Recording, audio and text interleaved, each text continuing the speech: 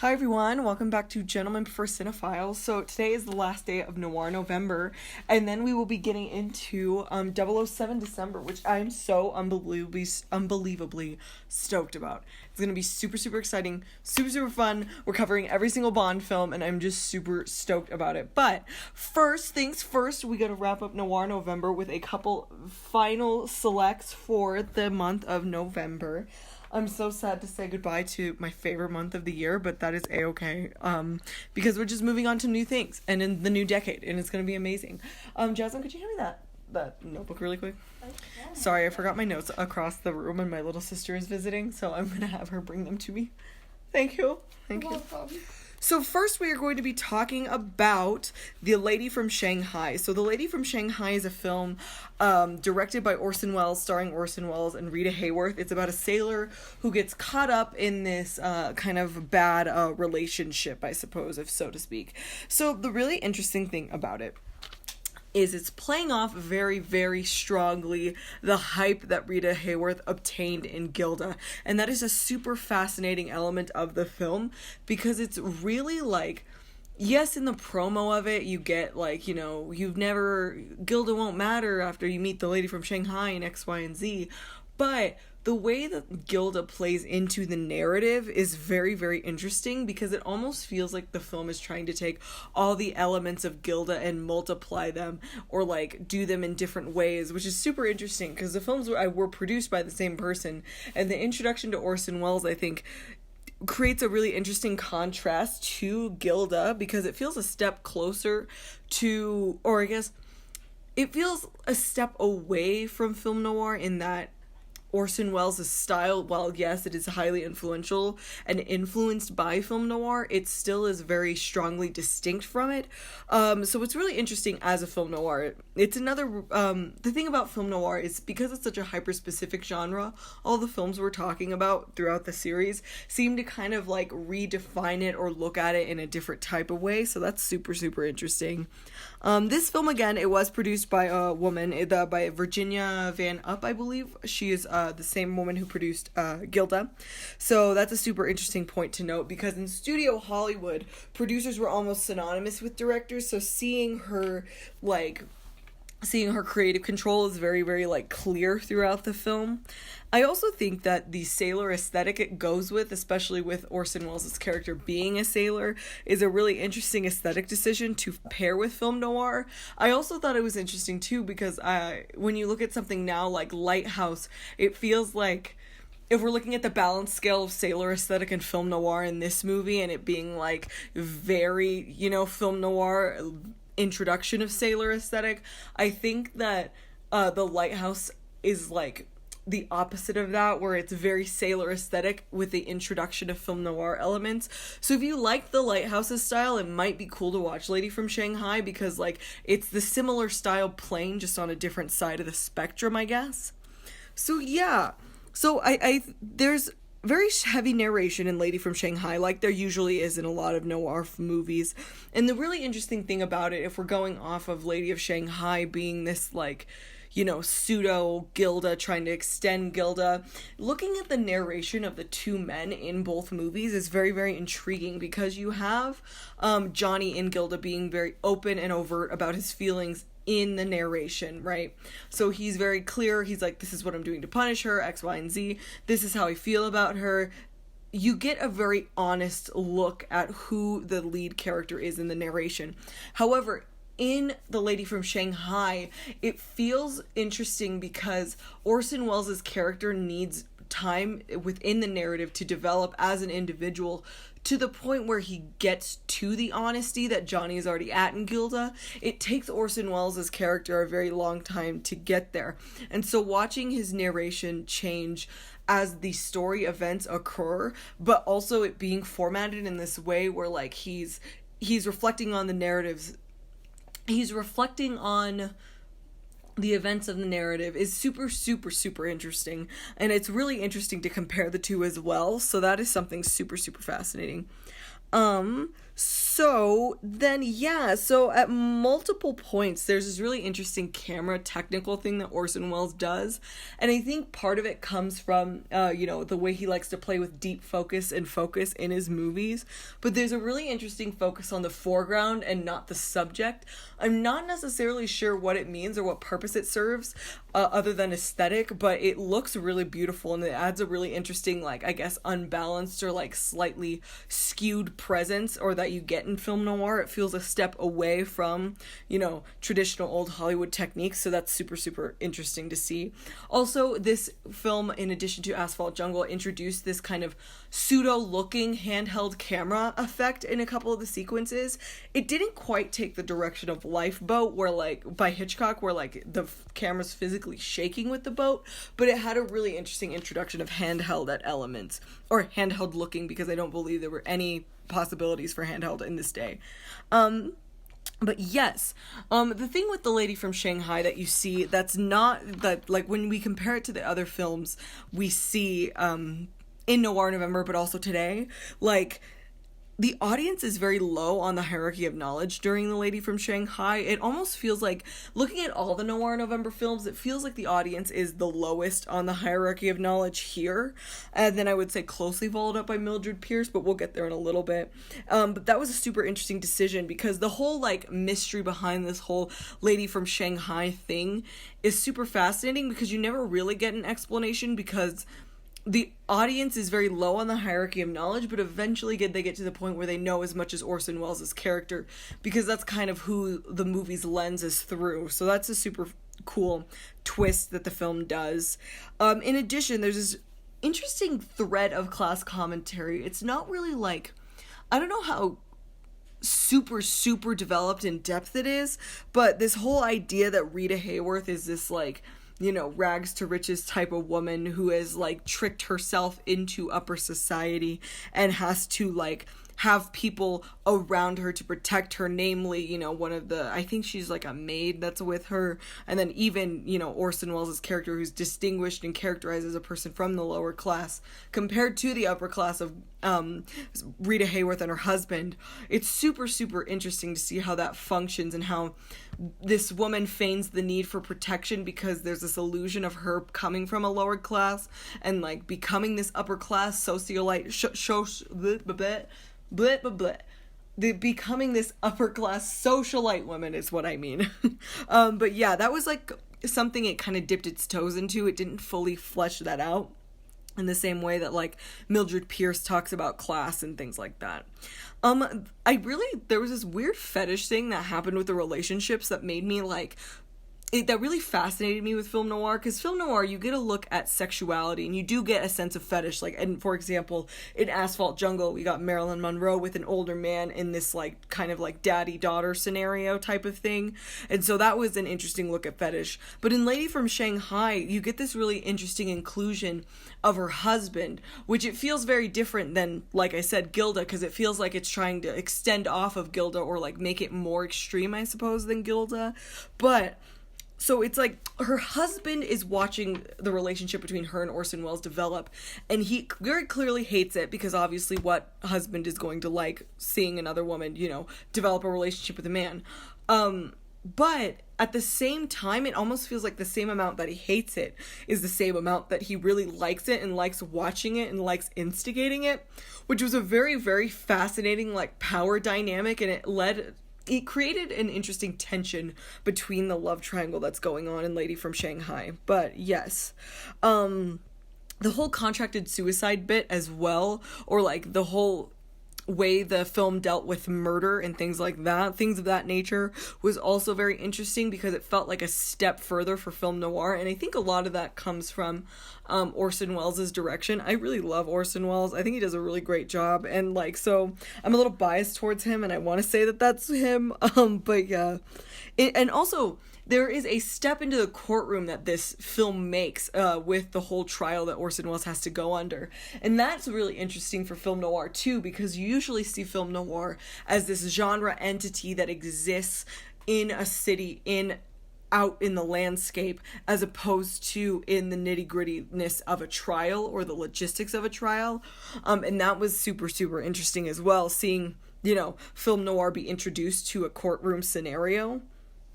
Especially when Rita Hayworth is interviewed by, and like, put on display for her sexuality, and like really, really like, she's really criticized for the way she utilizes her sexuality on the stand, and that created really interesting tension in the narrative too. And that also brought the film noir grittiness to the courtroom, which was super, super fascinating.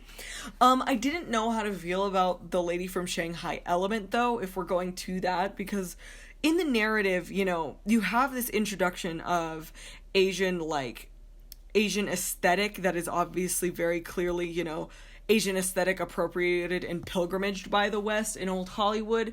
Asian aesthetic is something that old Hollywood has always really taken and like ran with. It's not really, I don't know, old Hollywood has made it into something that it wasn't necessarily, I guess, from what I've researched. I haven't researched a ton about it, but I know, like, I did a lot of looking at like things like China Through the Looking Glass and the development of that, and The First Monday in May, which kind of goes into America's relationship with the East. But this was very textbook that I didn't quite know how to feel about the inclusion. It kind of just felt like for no reason, and to increase this level of foreignness for Rita Hayworth's character, and I don't know how much I like that. So just that needs to be said with Lady from Shanghai. So the kissing scene was also one that stood out to me, and this is one of those scenes that falls like I said, like super between Orson Welles and super between film noir as well, and that is the scene where they kiss in the aquarium. It's super interesting because the entire scene is framed with everything else in the background and just the shadows of Orson Welles and Rita Hayworth as they're interacting and talking to each other. And the silhouette work, it's super interesting because, you get strong shadows in film noir, but you don't necessarily get, like, an approach to silhouette in the same way that they do in that particular scene for that particular scenario. And so that was a really, really interesting choice by Orson Welles. So, yes. Also, this film does go back to the femme fatale roots in addition to like Gilda, because in Gilda you get the one thread that could be followed for a film noir woman or a femme fatale, and that is that she's forgiven at the end, and her and Johnny forgive each other, and then they ride off into the sunset super happy. However, in Lady from Shanghai you get the inclusion of a very production code-esque kind of ending for a femme fatale, and Rita Hayworth dies at the end, and so that's super fascinating. But the interesting thing about it was how horrifyingly graphic it was. It was really, really stressful to watch, actually, and that was interesting for a film noir, because film noir doesn't necessarily like it skirts around death. It doesn't necessarily show it on screen in the same way that Lady from Shanghai showed it, so it was a really great decision. But, so yeah, that wraps up my thoughts from Lady from Shanghai. Sorry, I'm super tired, everyone. I finished up some of my graduate applications today, and just preparing for 007 December and all this stuff and wrapping up the semester. It's just been a lot, and so I'm just super exhausted. So sorry if I'm slurring my words or anything. I promise I'm not drunk podcasting. So, let's move into Mildred Pierce. So that is the next film for Noir November. So, Mildred Pierce is very, very interesting because I loved the way it played with hierarchy of knowledge. So, just to talk about the beginning versus the end, just right out the gate, we start the film thinking we're really, really high on the hierarchy of knowledge. You get a very traditional noir format with a man shot and murdered, and then this whole investigation as to why that's happening. However, the way Mildred Pierce is introduced, we have this just very strong feeling that she is the murderer right from the get out, and so we think we know everything that's going on, we think we understand everything, and we're lulled into this kind of false sense of security. But then at the end, when you have the big come around with Mildred Pierce covering up for her daughter and her daughter being the actual murderer, it was a very, very, very well done play on the hierarchy of knowledge, which I think is textbook film noir. It's something that film noir really, really tries to do but doesn't always necessarily effectively do, but Mildred Pierce really hits it on the head in terms of effectiveness. I really liked how the film leaned into the housewife narrative, especially with the whole re-examining what place women served in society at this moment in time, because the way the film plays off the whole notion of what drives a woman to kill versus what we perceive as the film dealing with what drives a woman to kill, because it's not Mildred Pierce that kills. It's interesting to see this narrative based in a woman who is working her hardest, trying the best she can, and like being destroyed by life, whether it's, you know, her husband acting the way he does and like going around with other women and then just leaving her out of the blue because, or her daughter, who we'll deal with that relationship in a minute, or her daughter who dies, or, you know, having to, you know, play games with men to get anywhere and to be a woman who gets loans for a business. Like, just seeing how she overcomes her struggle, but she's still treated as if she's in the wrong, and how she doesn't do anything wrong, but the entire world around her is treating her as if she is, you know, in the wrong, need to be punished, unruly, X, Y, and Z. The way that plays into this strong female lead is very, very intriguing for the time, and also very, very fascinating. And I really, really loved that about the film, because I think Gilda is a very strong female lead, and like, you know, in The Lady from Shanghai, it's a very strong female lead, but in Mildred Pierce you don't get the sense of a strong female lead being written in as a femme fatale so they could get away with it. You know, Mildred Pierce is a strong female lead, and she's not portrayed as, she's not, while yes, society in the film is treating her as a bad person and a bad individual, we don't get a sense of that as an audience member. So that's a super interesting, like, kind of proto-feminist thing that Mildred Pierce does that was super fascinating. I'm just gonna go out and say it, the maid made me cringe a lot, and I felt really stressed out about it, and I didn't like it. That was a lot. No me gusta. But yeah, so it once again, this film also kind of goes into the fetishy kind of angle, like especially with the man who is with Mildred Pierce. I'm completely forgetting his name, who she kills at the very beginning. Like, seeing the way he moves from Mildred Pierce to preying on her daughter is so gross and so disgusting, and just like very like well done in the movie, I guess. Like, for lack of a better term, it was a well done inclusion into the movie, especially when we're talking about a film noir film that wants to deal with that kind of grittiness. So dealing with this kind of like gross, weird pedophilia of this dude who is going after a mother and her daughter and manipulating them against each other, but, you know, completely unintentionally, because all he wants is sexual gratification from this daughter and her mother, is super like, it's a super interesting plot point, but it's also very disgusting because it is so gross and he is so disgusting. But yeah. So then, I also, you know, going off of that, I think the film also deals in very strongly in this whole sense of what does true love mean when you need money, especially with the daughter, especially with Mildred Pierce, X, Y, and Z. And it was super fascinating at the end. I think I need to think about it a little bit more before I say something like outright with the analysis of this, but seeing that fact that her husband is waiting for her at the end, and the way her husband kind of is learned out of, he's taught away from misogyny, I guess, and the entire narrative, he sees all the changes Mildred's making, and he sees how independent she is, and he grows to love it as opposed to grow to hate it. And that is a super interesting decision for the time, especially including a strong female lead like Mildred Pierce. So that was super fascinating. And then to wrap up Mildred Pierce, this whole notion of the old woman versus the new woman, and this whole mother-daughter relationship that she has, because it's the crux of the movie, it's the entire core foundation of it.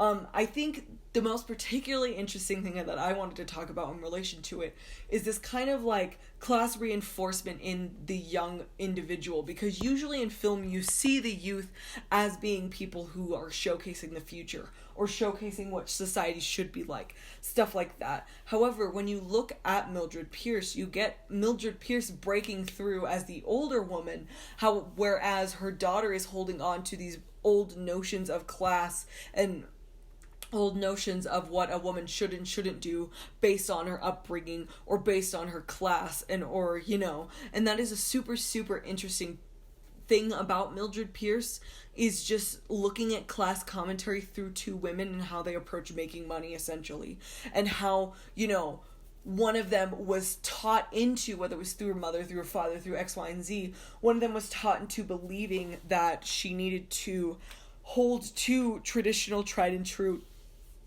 or traditional, not tried and true, because that is not a good, that does not make sense, seeing a daughter who is the young woman who is reinforcing traditional, very old ways of thinking about class is a really interesting play on the young character, or like the new woman, because it's reversed. The roles are reversed, whereas in a normal film you would get the young woman being the new woman. The new woman is Mildred Pierce, and the old-minded woman is the daughter, and that's super interesting. And I also love how the film goes into this whole idea of what shaped Mildred Pierce's daughter to believe in that, to believe that way, and that is super, super fascinating about it.